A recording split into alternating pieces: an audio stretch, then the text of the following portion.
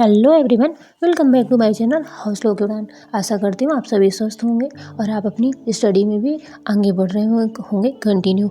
मैं भी स्वस्थ हूँ, अपनी स्टडी में डेली थोड़ा थोड़ा इम्प्रूवमेंट कर रही हूँ।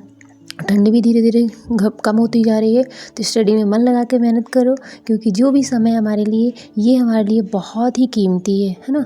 तो चलिए टॉपिक पे अगर बात करें, ये आज मैंने चना और जैगरी रखा हुआ है, आप लोगों ने देखा होगा। मुझे तो यही लगता है कि ऐसे ही कुछ थोड़ा सा जैसे कि होता है ना कि मैं मतलब नहीं बैठ पाती हूँ यार। 2 घंटे बैठना बिना कुछ भी ना रहे खाने को, तो मैं ऐसे पानी नहीं पी पाती हूँ। तो मैं कुछ ना कुछ ज़रूर रखती हूँ अपने साथ। तो मुझे ऐसी चीज़ें ना ज़्यादा पसंद होती हैं जिस थोड़ा सा आयरन कैल्शियम भी मिलता है, अच्छा है। तो ये सब चीज़ें मुझे ऐसा लगता है कि सबको रखना चाहिए और आराम से स्टडी को एंजॉय करते हुए अपना स्टडी करना चाहिए ना। तो आते हैं टॉपिक पे। अगर ईवीएस और साइंस की तैयारी की बेस्ट टिप्स जैसे मैंने थंबनेल में लिखी है, आप लोगों ने पढ़ा ही होगा।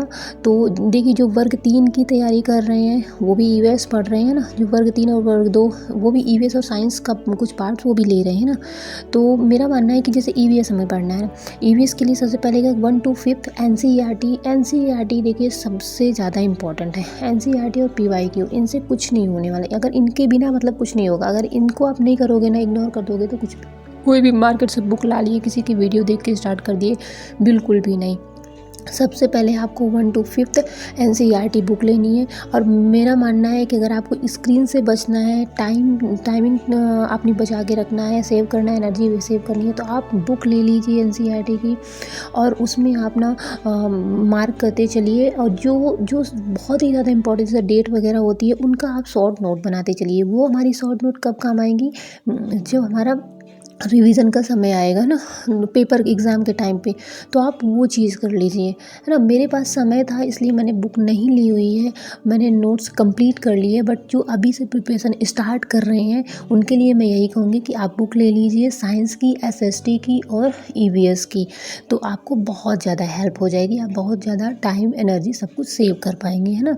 तो आप 1 to 5 एनसीईआरटी और मेरा आप टेलीग्राम चैनल भी ज्वाइन कर लीजिएगा, ऐड हो जाइएगा। मैं वहाँ भी कुछ चीज़ें जो मैंने डीप नोट्स बनाई है, जो मेरी नोट्स क्लियर हैं कि हाँ आप लोगों को क्लियर चीज़ें समझ में आएंगी। क्योंकि देखिए, मैं एक मदर भी हूँ और कभी कभी ऐसी सिचुएशन आती है कि मैं अपने बच्चे को गोद में लेके बैठ के राइटिंग कर रही होती हूँ, तो कुछ चीज़ें रफली भी होती हैं। इस वजह से मैं ये तो नहीं कहती कि मैं अपनी सारी नोट्स शेयर करूँगी।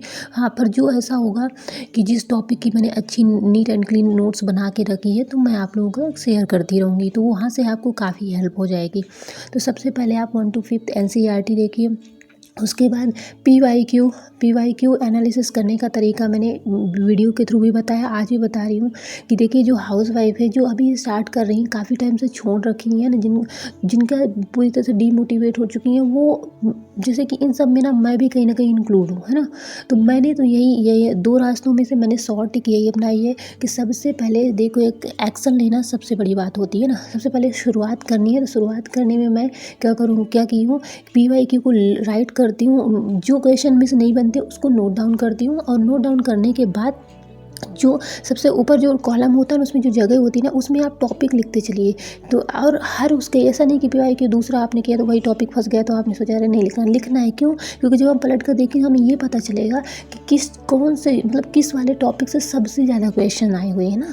तो हमको पढ़ने में काफ़ी ईजी होगा, हमें टॉपिक का पता चलेगा, है ना। और हमारा मोटिवेशन बढ़ेगा कि यार आज हमने इतना कर लिया, तो कल हम आगे और कर सकते हैं। और दूसरा तरीका क्या होता है कि डीप में एनालिसिस करना। तो देखो, डीप एनालिसिस हम भी करेंगे, ऐसा नहीं है, बट क्या है, मोटिवेशन थोड़ा सा अप करने के लिए हमने पहले शॉर्ट टिक अपनाई, इसके बाद हम डीप में जाएंगे। जब हमारा थोड़ा सा सिलेबस कंप्लीट हो जाएगा तो हम डीप एनालिसिस करेंगे, तो हमें टाइम भी कम लगेगा, चीज़ें हमारी बहुत अच्छे से कवर हो जाएंगी, है ना। और ईवीएस में दूसरा क्या है, एसएसटी का पार्ट हमें पढ़ना पड़ेगा। जियोग्राफी का जो है, हमें एसएसटी में जियोग्राफी के पार्ट पढ़ने पड़ेंगे। 6 to 8 की हमें एनसीईआरटी कंप्लीट करनी पड़ेगी, ठीक है ना। जियोग्राफी में, एसएसटी में जियोग्राफी का पार्ट, ठीक ना। इसके बाद एक और ऑप्शन है, हमें लूसेंट की बुक भी लेनी पड़ेगी। लेकिन सबसे पहला एनसीईआरटी, पीवाईक्यू और जियोग्राफी के टॉपिक, ठीक ना, ये हमें क्लियर करना है इसके ईवीएस के लिए। और जो साइंस है, साइंस में देखिए 6 to 8 की हम साइंस कंप्लीट करेंगे। 6 to 8 बस नहीं, हमें 12th लेवल तक जाना होगा।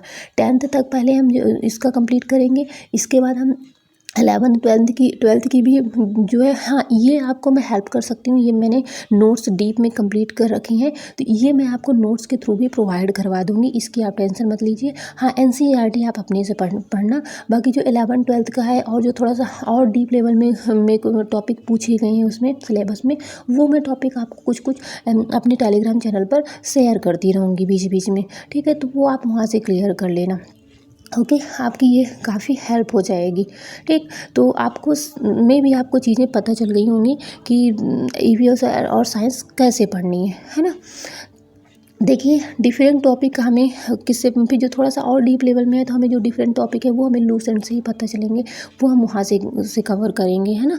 तो हमें लूसेंट भी बाद में लेनी पड़ेगी। अभी जिसने ले रखा है वो बहुत अच्छी बात है, जिसने नहीं लिया है तो उसे लेनी पड़ेगी, है ना। तो हमारा वर्ग 2 साइंस में, हमारा वर्ग 2 ऐसे वर्ग 2 की प्रिपरेशन हम इस तरीके से कर लेंगे। और ईवीएस का मैंने बता ही दिया, है ना। तो डीप लेवल में हमें पढ़ने के लिए वही है बेस्ट ऑप्शन कि ज़्यादा डीप में जाएंगे तो लूसेंट लेंगे। उसके पहले हमें सबसे पहले अपना एनसीईआरटी कंप्लीट करना है। दिमाग में क्लियर कर लीजिए कि सबसे पहले हमें एनसीईआरटी लेनी है और पीवाईक्यू लेना है, ठीक ना।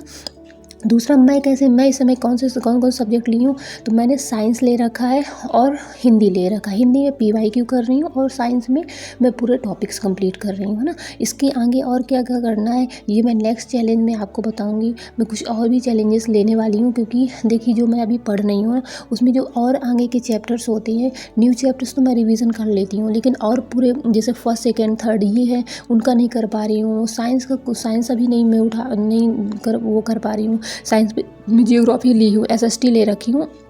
मैंने साइंस के 7th क्लास तक मेरी एनसीईआरटी से कंप्लीट है, अभी 8th मुझे करना है। तो ये सब चीज़ें मैं मतलब 15 डे के चैलेंज में मैं अब लगी हूँ कि मेरा ये सब कंप्लीट हो जाए। इसके बाद मैं फिर स्टार्ट करूँगी लर्निंग का, डीप लेवल में लर्निंग, है ना। यहाँ पे मैं दिखा रही हूँ कि देखिए घर कितना ज़्यादा फैला। मैं इधर रोटी बना रही थी, इधर शिवा ने 10 से 15 मिनट के अंदर इतना ज़्यादा फैला दिया है। मतलब ये बताना चाह रही हूँ ना कि सच में ना यार, पढ़ना ही तो